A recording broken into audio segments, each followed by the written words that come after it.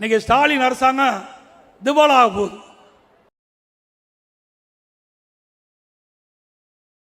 கஜானாவில் நிதி இல்லை, இதுதான் எங்களுடைய பார்வை. ஏன் நிதி இல்லை என்றால், ஏற்கனவே எல்லா நிதியும் செலவு செய்யப்பட்டு விட்டது. 2021 ஒரு புதிய அரசு ஆட்சி பொறுப்பு இருக்கும் பொழுது நிதியே இல்லாமல் ஒரு பொறுப்பை ஏற்று திறமையாக நிதி மேலாண்மை அரசு செயல்பட்டு 5,18,000 கோடி தான் தமிழ்நாட்டினுடைய கடன்.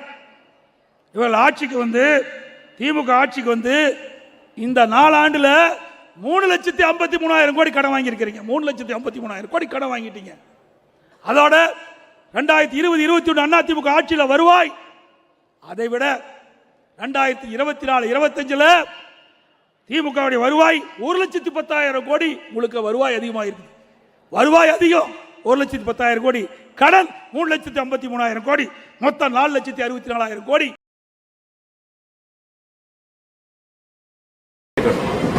இந்த வட்டியிலிருந்து நாம தவிர்க்கணும்.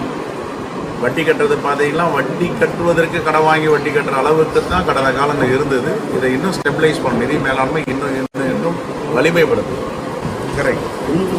ரெண்டு விஷயம்தான். வருவாய் பற்றாக்குறை ஏற்படும் பொழுது டெபிசிட் வந்துருச்சு. அப்போ அந்த டெபிசிட் வருதுன்னா ஓஏபி கொடுக்கணும். இல்லைங்க எங்களுக்கு டெபிசிட் வந்துருச்சு, பணம் இல்லை, ஓஏபி கொடுக்க முடியாது, முதியவர்களை வீட்லேயே கிராமத்திலேயே முடக்க முடியாது. அப்போ சமூக பாதுகாப்பு திட்டங்களுக்கான நிதியை குறைச்சிட முடியாது. அப்படிலாம் எங்கே வந்து எடுக்கணும் நிதி? வரி ஏற்றணும், டாக்ஸை கூட்டணும், எலக்ட்ரிசிட்டி டாரிஃபை கூட்டணும். ஏற்கனவே நிதி கிடையாது. இப்போ கடன் வாங்கி செய்கிற அளவுக்கு இருக்கு. அப்போ கடன் வாங்கி செய்கிற அளவுக்கு நான் முதலமைச்சர் சொல்லியிருக்கேன். இந்த மைண்ட்ஸ் அண்ட் வரி போட்டு மக்கள் மீது வரி சுமையை சுமத்துகிற அரசாங்கம் திமுக அரசாங்கம். கரண்ட் திமுக ஆட்சிக்கு வந்தா நாங்கள் வரி உயர்வு செய்ய மாட்டோம்னு சொன்னீங்க, வரியை உயர்த்த மாட்டோம்னு சொன்னீங்க. 52% மின் கட்டணம் உயர்வு, பீக் அவர் கடைக்கு உயர்வு, ஆண்டுக்கு 5% கரண்ட் பில் உயர்வு, கடை வரி உள்ளாட்சியில் மாநகராட்சியில் 100% உயர்வு. நீ 1000 ரூபா கட்ட 2000 ரூபா கட்டணும் வரி. வீட்டுக்கு 100% வீட்டு வரி, கடைக்கு 150% வரி, பீக் அவர் கடைக்கு. இப்படி வரி மேல் வரி போட்டு மக்களை வாட்டி வதைக்கின்ற அரசாங்கம் திரு ஸ்டாலின் மாடல் அரசாங்கம் என்பதை நினைவு கொள்ள வேண்டும். தேர்தல்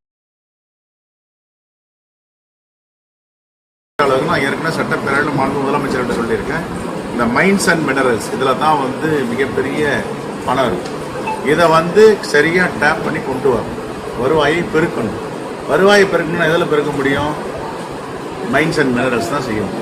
அதை வந்து நாம வந்து டேப் பண்ணி அந்த ரிசோர்ஸை எடுத்து வெளியில அதோட கொண்டு வரோம். 2020-21 அதிமுக ஆட்சியில் வருவாய் அதை விட 2024-25 திமுக வருவாய் 1,10,000 கோடி உங்களுக்கு வருவாய் அதிகமாக இருக்கு. வருவாய் அதிகம் 1,10,000 கோடி, கடன் 3,53,000 கோடி, மொத்தம் 4,64,000 கோடி. என்ன செஞ்ச? என்ன புதிய திட்டத்தை கொண்டாந்த? இந்த பணம் எங்கே போச்சு?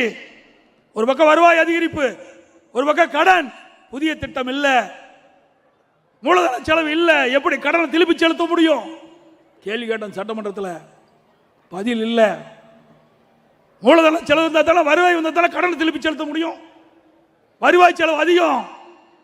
உடனே நிதியமைச்சர் எந்திரிச்சு சொன்னார், நாங்கள் 1000 ரூபா கொடுக்குறோம். சரி 1000 ரூபா கொடு, வருஷத்துக்கு எவ்வளோ? 15,000 கோடி கொடுக்குறேன். மீதி பணம் எங்கே போச்சு? புள்ளிவரத்தோடு நான் சட்டமன்றத்தில் பேசினேன். அந்த நிதி அமைச்சர் எந்திரிச்சு, நீங்க சொன்ன கருத்துலாம் அருமையான கருத்து, எதிர்காலத்தில் கடைபிடிக்கிறேன்னு வந்துட்டார். நீங்க சொன்ன கருத்தெல்லாம் வரவேற்கத்தக்க கருத்து தான், உண்மையான கருத்து தான். நீங்க சொன்ன கருத்தெல்லாம் எதிர்காலத்தில் கடைபிடிக்கிறேன்னு சொல்லி வந்துட்டார். இப்படிப்பட்ட ஒரு மோசமான ஆட்சி தமிழ்நாட்டு மக்களுக்கு தேவையா? சிந்திச்சு பாருங்க.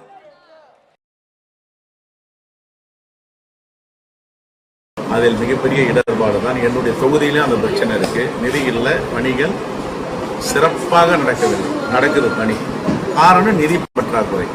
10 வேலைகள் செய்ய வேண்டிய இடத்தில் 2 வேலைகள் தான் செய்யும் அளவிற்கு நிதி பற்றாக்குறை ஏற்பட்டிருக்கு. இதையும் மேலாண்மையோடு நிதி ஆதாரத்தோடு முதலமைச்சர் திறமையாக செய்து வருகிறார். இதுக்கு நிதி மேலாண்மை குழு போட்டாங்க, வல்லுநர் குழு போட்டு நிதி மேலாண்மை அதிகப்படுத்துறீங்களா?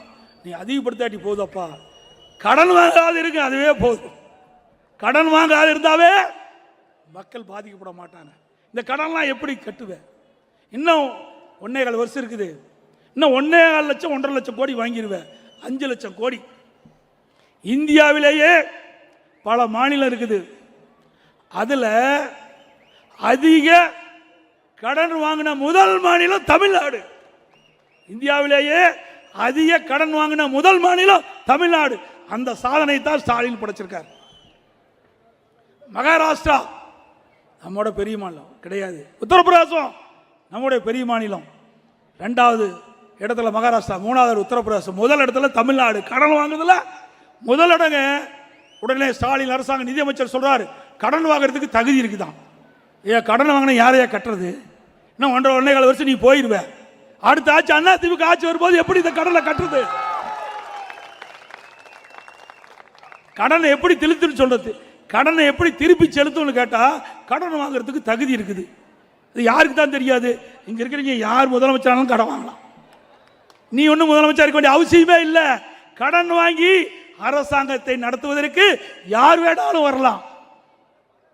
அதுக்கு ஒரு முதல்